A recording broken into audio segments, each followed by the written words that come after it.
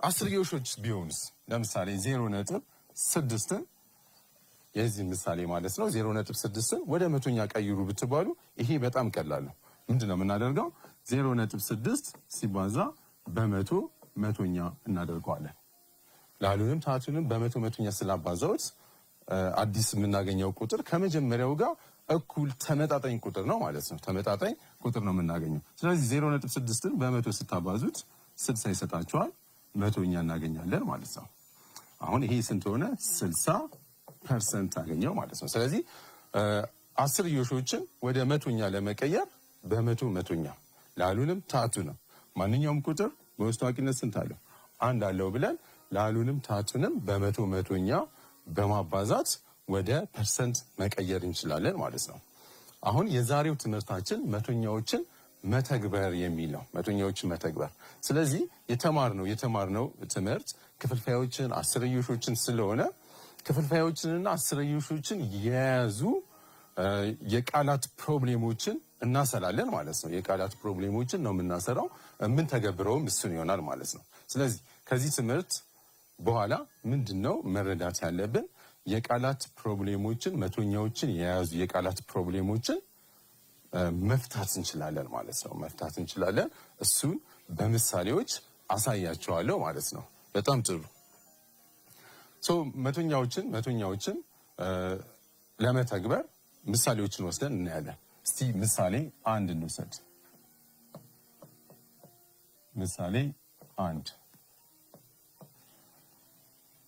አንድ ነጋዴ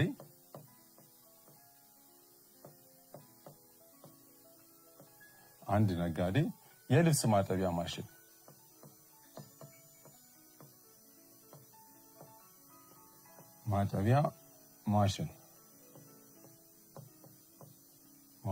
በ20 ሺህ ብር ገዝቶ በ23 ሺህ ብር ቢሸጥ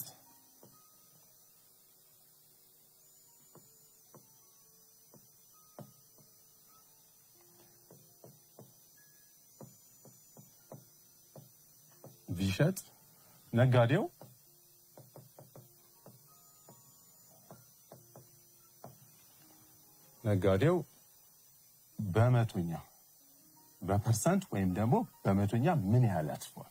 ነጋዴው በመቶኛ ወይም በፐርሰንት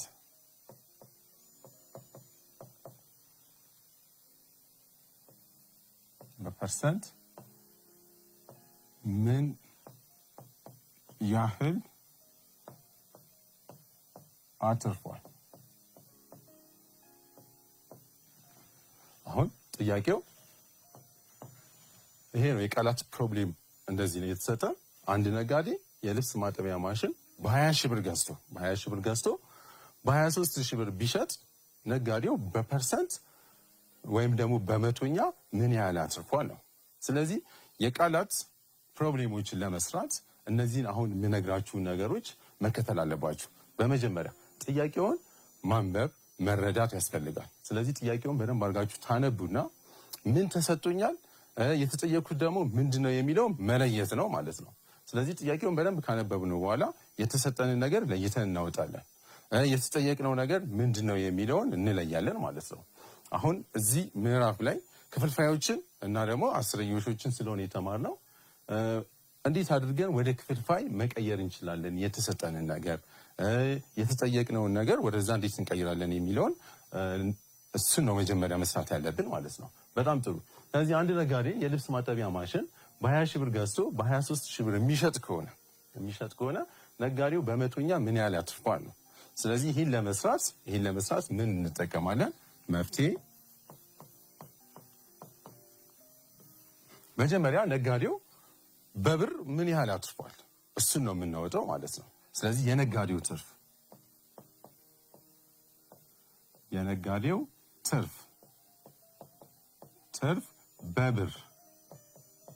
በብር ምን ያህል ነው የሚለውን እናሰላዋለን ማለት ነው። ስለዚህ ትርፉን ለማግኘት ምንድነው የምናደርገው? ከተሸጠበት ዋጋ ላይ የተገዛበትን ዋጋ መቀነስ ነው የሚሆነው። አሁን የተሸጠው በ23000 ብር ነው። የገዛው ደግሞ በስንት ነው? በ20000 ብር ነው። ስለዚህ ከ23000 ብር ላይ 23000 ሲቀነስ 20000 ውጤቱ ስንት ይሆናል? 3000 ብር። ስለዚህ አሁን ነጋዴው 3000 ብር አትርፏል ማለት ነው። በብር ደረጃ 3000 ያተረፈው ግን ምን ያህል ፐርሰንት ነው? በመቶኛ ሲገለጽ ይሄ ምን ያህል ነው የሚለውን እናያለን ማለት ነው። ስለዚህ የተሰጠንን ትርፍ ያገኘነውን ትርፍ ወደ ምን እንቀይረዋለን? ወደ ክፍልፋይ እንቀይረዋለን። ስለዚህ ትርፍ ከአጠቃላይ ወይም ደግሞ ከተገዛበት ዋጋ አንፃር ከተገዛበት ዋጋ አንፃር ሲገለጽ በክፍልፋይ ሲገለጽ 3000 የተገዛበት ዋጋ ስንት ነበር? 20000 ነው። 3000 20ኛ ይሆናል ማለት ነው። 3000 20ኛ። ይሄ የሚቃለል ከሆነ አቃለን እናስቀምጠዋለን። አሁን ይቃለላል። ይሄ እዚህ 3 ዜሮ አለ እንደምታዩት፣ እዚህ ጋርም 3 ዜሮዎች አሉ። በ1000 ላሉንም ታቱንም በ1000ኛ ብናካፍለው 3 ዜሮ በ3 ዜሮ ተጣፍቷል ማለት ነው። ምን ማለት ነው ግን? ላሉንም በ1000 አካፍየዋለሁ፣ ታቱንም በ1000 አካፍለነዋል ማለት ነው። ስለዚህ 3 ዜሮ በ3 ዜሮ ይጣፋል። ውጤቱ ስንት ይመጣል? 3 20ኛ ይመጣል። አሁን ነጋዴው ያተረፈው ትርፍ ከአጠቃላይ ዋጋ ወይም ደግሞ ከተገዛበት ዋጋ አንፃር ስንት ነው ማለት ነው? 3 20ኛ ያገኘነው ውጤት። ይሄንን ወደ ምን መቀየር አለብን ማለት ነው? ወደ ፐርሰንት ወይም ደግሞ ወደ መቶኛ እንቀይረዋለን። እንዴት አድርገን ወደ መቶኛ ወደ ፐርሰንት እንቀይራለን? ከዚህ በፊት ያየነው ትምህርት ስለሆነ በቀላሉ መቀየር እንችላለን ማለት ነው፣ ቅድምም እንደከለስኩላችሁ። ስለዚህ 3 20ኛን ወደ ምን እንቀይረዋለን? ወደ ፐርሰንት ወይም ደግሞ ወደ መቶኛ ተቀይሮ ይቀመጣል ማለት ነው። እሺ እንቀይረዋለን። እዚች ጋር ታቱ ስንት ነው? 20 ነው። ስለዚህ 20ን ወደ መቶ መቀየር አለብኝ ማለት ነው። ስለዚህ በስንት ሳባዛው? 20ን በስንት ሳባዛው መቶ ይሰጠኛል? 3 20ኛን በስንት ስናባዛው ነው መቶ ሊያገኝ የሚችለው? በ5 ነው። ወይም ደግሞ መቶን ለ20 ስታካፍሉት ውጤቱን ታገኛላችሁ ማለት ነው። ስለዚህ በ5ኛ እናባዛዋለን። ላሉንም በ5 አባዛዋለሁ፣ ታቱንም በ5 አባዛዋለሁ። በጣም ጥሩ። ስለዚህ እዚህ ጋር 3ን በ5 አባዛው 15 አገኛለሁ። 20 በ5 ሲባዛ 100 ይሰጠናል። 15 መቶኛ በፐርሰንት ሲጻፍ ያው መቶኛ ማለት ፐርሰንት ስለሆነ 15% ይሆናል ማለት ነው። ስለዚህ አንድ ነጋዴ በ20 ብር የተገዛውን የልብስ ማጠቢያ ማሽን በ23 ብር ከሸጠ ምን ያህል ፐርሰንት ነው ያተረፈው ማለት ነው? 15% አትርፏል ማለት ነው። በፐርሰንት ወይም ደግሞ በመቶኛ ማስቀመጥ ችለናል ማለት ነው። እና አካሄዱ ምንድነው የሚሆነው? ጥያቄውን ማንበብ መረዳት ያስፈልጋል። ከዛ ደግሞ የተሰጠኝ ምንድነው የተሰጠኑን ነገሮች ዘርዝሬ ያስቀምጣቸዋለሁ ማለት ነው። አሁን የተገዛበት ዋጋ አለ፣ የተሸጠበት ዋጋ አለ።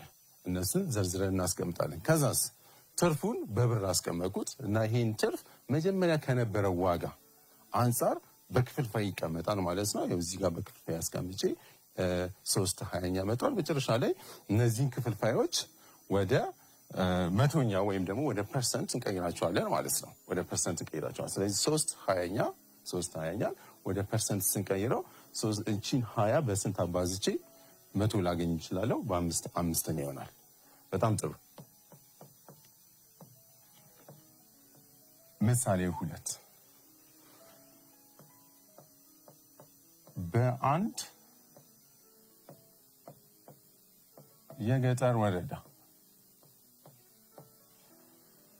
የገጠር ወረዳ በ2016 ዓመተ ምህረት 3,500,000 ችግኞች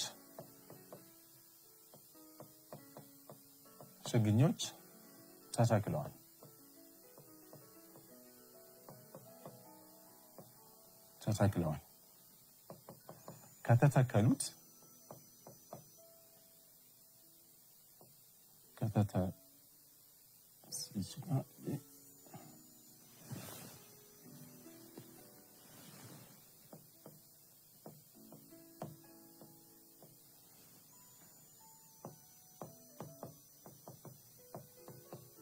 ከተተከሉት ችግኞች መካከል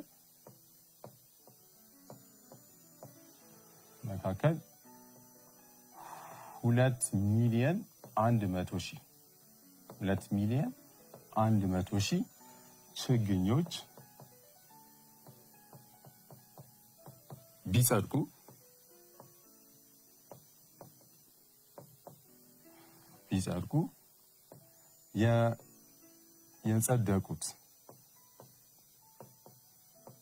የጸደቁት ችግኞች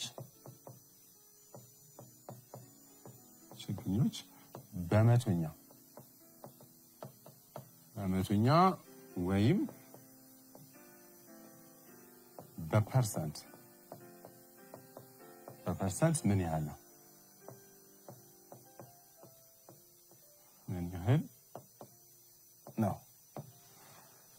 አሁን ሁለተኛ ምሳሌያችንን እንውሰድ።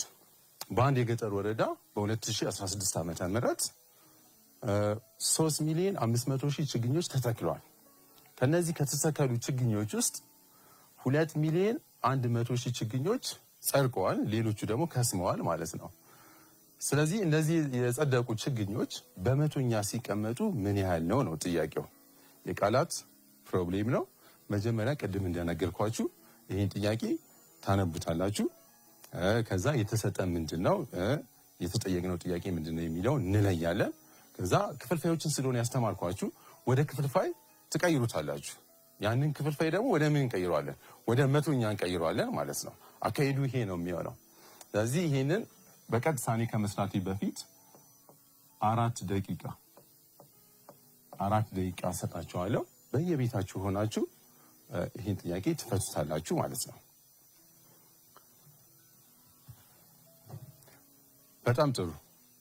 በደንብ እንደሰራችሁ ጥያቄውን ተስፋ አደርጋለሁ። እስቲ አሁን አብረን ደግሞ ከኔ ጋር አብረን እንስራው።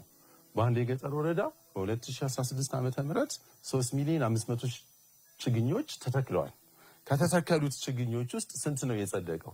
2,100,000 ችግኞች ቢጸድቁ ይህንን በፐርሰንት ወይም ደግሞ በመቶኛ ያስቀምጡ ነው የተባላችሁት። በጣም ጥሩ። ስለዚህ ምንድነው የምናደርገው? የመጀመሪያው መፍትሄያችን ሊሆን የሚችለው መፍትሄ የጸደቁት ችግኞች ከአጠቃላይ ከተተከሉ ችግኞች አንጻር በክፍልፋይ ሲጻፍ ምን ይሆናል? የጸደቁ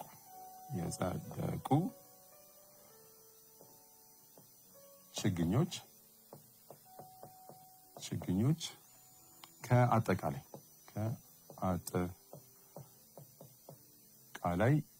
ከተተከሉ ችግኞች ከተተከሉ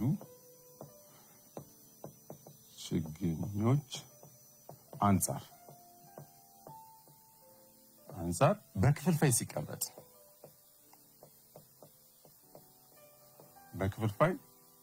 ሲቀመጥ ስለዚህ የጸደቁ ችግኞች አሉ፣ አጠቃላይ ደግሞ የተተከሉ ችግኞች አሉ። እሱ በክፍልፋይ ያስቀምጠዋለሁ ማለት ነው። እና ስንት ነው? 2,100,000 ችግኞች ተተክለዋል፣ ጸድቀዋል። የተተከሉት ደግሞ 3,500,000 ነው። 3,500,000። ስለዚህ በክፍልፋይ ስናስቀምጠው ይሄን ይመስላል ማለት ነው። አሁን ይሄንን የሚቃለል ከሆነ አቃልለዋለሁ። እዚህ ጋር እንደምታዩት 3 ዜሮዎች በ3 ዜሮ ይጣፋሉ። በአንድ ሺህ አንድ ሺኛ አካፈልኩት ማለት ነው። ለአሉንም ታቱንም በአንድ ሺህ አንድ ሺኛ ተካፍሏል ማለት ነው። ደግሜ 2 ዜሮ በ2 ዜሮ ያ ማለት በ100 ሺህ ለአሉንም በ100 ሺህ ታቱንም በ100 ሺህ ሲካፈል 5 ዜሮዎች በ5 ዜሮ ተጣፍቷል እና ውጤቱ ስንት ይሆናል ማለት ነው? 21/35። ይሄም የሚቀለልልን ከሆነ እናቃልለዋለን። 21/35 የምናቃልለው ከሆነ እናቃልለዋለን ማለት ነው። በስንት ሊቃልልን ይችላል?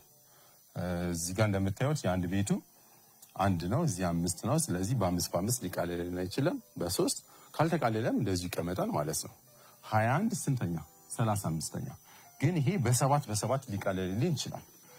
ላሉን በ7 ስታቃልሉት 3 ነው። ይሄን በ7 ስታቃልሉት 5 ነው። ስለዚህ የመጨረሻው ተቃሎ የተቀመጠው ቁጥር 3 ስንተኛ ነው ማለት ነው? 5ኛ። 3 5ኛ። በጣም ጥሩ። ስለዚህ ሁለተኛው ቅደም ተከተላችን ምንድነው የሚሆነው? አሁን የጸደቁ ችግኞች ከአጠቃላይ ከተተከሉ ችግኞች አንፃር 3 5ኛ ነው። ይሄን 3 5ኛ ወደ መቶኛ ቀይረዋለሁ ማለት ነው። ወደ መቶኛ ስንቀይረው 3 5ኛ እኩል ይሆናል 3 5ኛ ሲባዛ ቅድም እንደነገርኳችሁ ምንድነው የምናደርገው? ይሄንን 5 ወደ 100 ለመቀየር በስንተኛ አባዛዋለሁ? በ20 20ኛ እናባዛዋለን። 20 20ኛ። ስለዚህ 3 ሲባዛ በ20 ስንት ነው? 60 ይሰጠናል። 5 ሲባዛ በ20 ደግሞ 100 ይሆናል።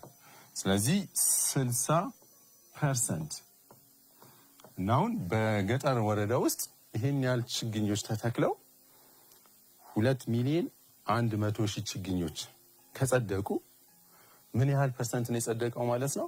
60% ከመቶ 60%ቱ ጸድቋል፣ አድገዋል ማለት ነው።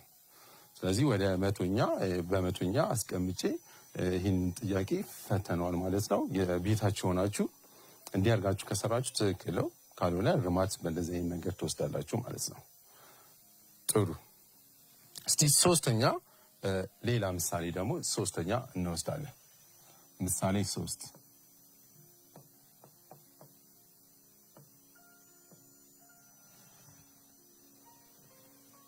በሐምሌ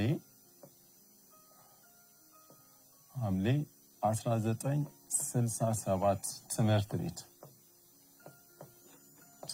ቤት በ2017 ዓመተ ምህረት የስድስተኛ ሲ ክፍል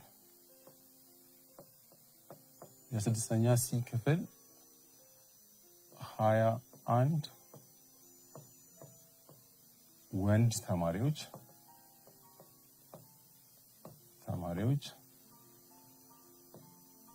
እና 29 ሴት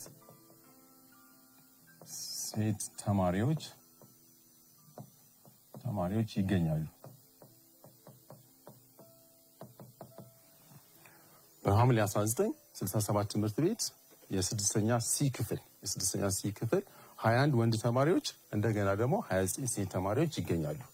ጥያቄው ምንድነው? ሀ የስድስተኛ ሲ ክፍል ወንድ ተማሪዎች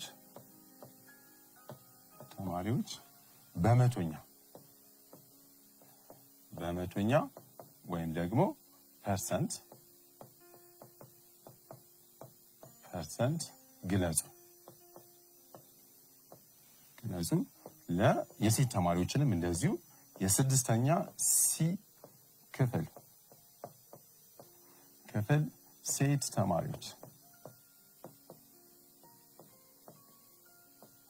ሴት ተማሪዎች በመቶኛ ወይም ፐርሰንት ግለጹ። ስለዚህ አሁን በሐምሌ 19 ትምህርት ቤት ውስጥ የስድስተኛ ሲ ክፍል ተማሪዎችን የወሰድነው ከዛ ውስጥ 21 ወንዶች ናቸው፣ 29 ደግሞ ሴት ተማሪዎች ናቸው። አሁን ምንድነው የምታደርጉት? ወንድ ተማሪዎች በመቶኛ ሲገለጹ ምን ያህል ናቸው፣ እንደገና ደግሞ ሴት ተማሪዎች በመቶኛ ሲገለጹ ምን ያህል ናቸው ነው የቃላት ፕሮብሌሙ የሚለው። ልክ ቅድም እንዳደረግነው አሁን ለዚህ ስንት ደቂቃ ሰጣችኋለሁ? አራት ደቂቃ ሰጣችኋለሁ። በየቤታችሁ ሆናችሁ እነዚህ ትሰራላችሁ ማለት ነው። ተመልሰን እንገናኛለን።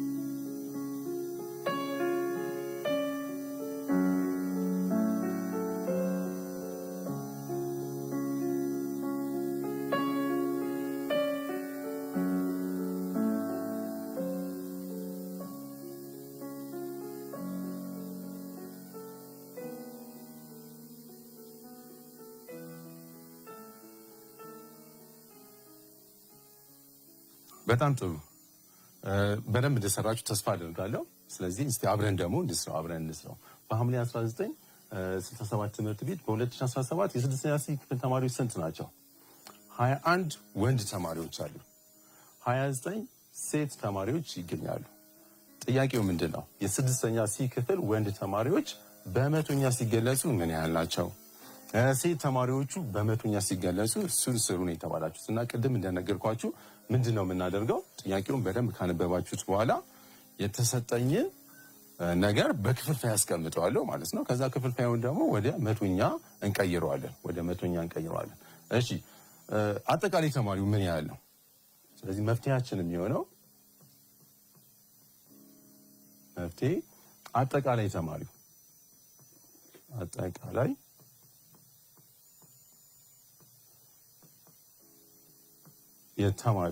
ቁጥር ወንድና ሴት ተማሪዎችን ደምሮ ማስቀመጥ ነው። ስለዚህ 21 ሲደመር 29 ውጤቱ ስንት ይሆናል? 50 እናገኛለን። ስለዚህ በአጠቃላይ በክፍል ውስጥ 50 ተማሪዎች አሉ። አሁን አጠቃላዩን አግኝታቸዋል ማለት ነው። ስለዚህ ወንድ ተማሪዎችን በመቶኛ ለመግለጽ የወንዶችን ቁጥር ለአጠቃላዩ በክፍልፋይ አስቀምጠዋለሁ ማለት ነው። የወንዶቹ ቁጥር ስንት ነው? 21 ነው። ስለዚህ ወንዶቹ ከአጠቃላይ ተማሪ አንጻር በክፍልፋይ ሲቀመጥ ወንድ ተማሪዎች ከአጠቃላይ አንጻር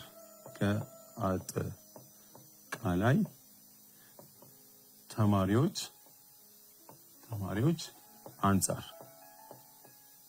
አንጻር ሲቀመጥ በክፍልፋይ ሲቀመጥ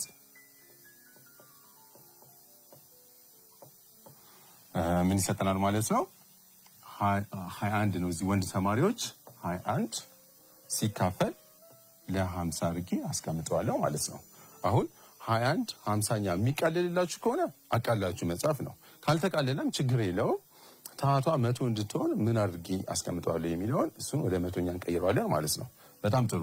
ስለዚህ 21 50ኛን ወደ መቶኛ እንቀይረዋለን እና 21 50ኛ ወደ መቶኛ ለመቀየር 50 በስንት ሲባዛው ነው 100 የሚሰጠን? 50 በ2 ሲባዛ 100 ስለሚሰጠን ላሉንም ታቱንም በመቶኛ በሁለት ሁለተኛ እናባዛለን ማለት ነው። በጣም ጥሩ። ስለዚህ ሁለተኛ አድርጌ እጽፋለሁ። ያው 2 ሲካፈል ለ2 1 ስለሆነ ምን ማለት ለውጥ የለውም። 21ን በ2 ስታባዙት ስንት ታገኛላችሁ? 42 እናገኛለን። እና 50 በ2 ስናባዛው ደግሞ ስንት ሰጠናል? 100 እናገኛለን ማለት ነው። ስለዚህ 42 መቶኛ ማለት ስንት ነው? 42%። አሁን ከአጠቃላይ ተማሪዎች ውስጥ 21ዎቹ ወንድ ነበሩ። ይሄ ወደ ፐርሰንት ወደ መቶኛ ስንገልጸው ስንት ፐርሰንት ነው ማለት ነው? 42% ሆኗል ማለት ነው። የሴት ተማሪዎች ውስጥ ምን ያህል ይሆናል? ሁለት አይነት መንገድ ነው ያለን። አጠቃላዩ 100% ነው። ወንዶቹ 42% ከሆኑ የሴቶቹን ቁጥር ለማግኘት ከ100% ላይ 42ን ስትቀንሱ ስንት ይመጣል?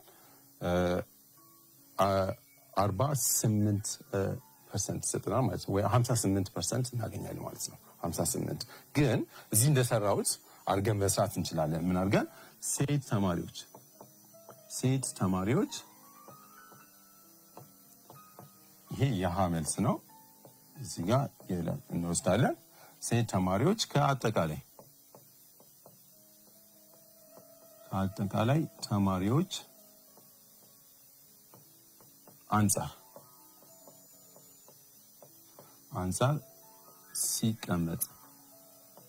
ሲቀመጥ ምን ይሆናል? 29 50ኛ ይሆናል ማለት ነው። ሴት ተማሪዎቹ 29 ናቸው። አጠቃላይ ተማሪው ደግሞ 50 ነው። ስለዚህ 29 50ኛ ብለን እናስቀምጠዋለን። አሁን 29 50ኛን ወደ ፐርሰንት ወደ መቶኛ እንቀይረዋለን ማለት ነው። ስለዚህ 29 50ኛን ወደ መቶኛ ለመቀየር ቅድም እንደነገርኳችሁ 29 50ኛ ሲባዛ በሁለት ሁለተኛ እናደርገዋለን። 29ን በሁለት ስታባዙት የምታገኙት ውጤት 58 ነው። 50 ሲባዛ በሁለት ደግሞ 100 ይሰጣቸዋል። ስለዚህ 58 መቶኛ እናገኛለን ማለት ነው። 58 መቶኛ ይሆናል ማለት ነው። ስለዚህ ቅድም በነገርኳችሁ መሰረት 42 መቶኛ 42 መቶኛ ከ100% ላይ 42 መቶኛ ስንቀንሰው 42% ስንቀንስ ያገኘነው ውጤት ስንት ነበር? 50% ነው። በ58% ነው። በእንደዚህ አይነት መንገድ መስራት እንችላለን ማለት ነው። በጣም ጥሩ። ዛሬ እንግዲህ ምንድን ያየነው መቶኛዎችን እንዴት አድርገን እንተገብራለን የሚለውን ያየነው። ስለዚህ መቶኛዎችን ለመተግበር መጀመሪያ ጥያቄዎችን በደንብ አንብቦ መረዳት፣ ምን ተሰጥቶኛል የተሰጠነውን ነገር መግለጽ። ከዛ አሁን ያስተማርኳችሁ ክፍልፋዮችን ስለሆነ የተሰጠንን ነገር ከአጠቃላዩ አንጻር በክፍልፋይ እናስቀምጠዋለን ማለት ነው። ያ ክፍልፋይ የሚቃለልልን ከሆነ አቃለን እናስቀምጠዋለን። ካልተቃለለ ታህቱ እንዴት መቶ ሊሆን ይችላል የሚለውን አስበን ላሉንም ታህቱንም በተመሳሳይ ቁጥር እናባዛና ወደ መቶኛ እንቀይረዋለን ማለት ነው። ስለዚህ እነዚህ ቅደም ተከተሎች በመከተል መቶኛዎችን መተግበር፣ የቃላት ፕሮብሌሞችን መስራት እንችላለን ማለት ነው። በቀጣይ ክፍለ ጊዜ ምዕራፍ 3ን እናያለን። ምዕራፍ 2ን እዚህ ጋር ጨርሻለሁ። እስከዛው ድረስ ሰላም ሁኑ።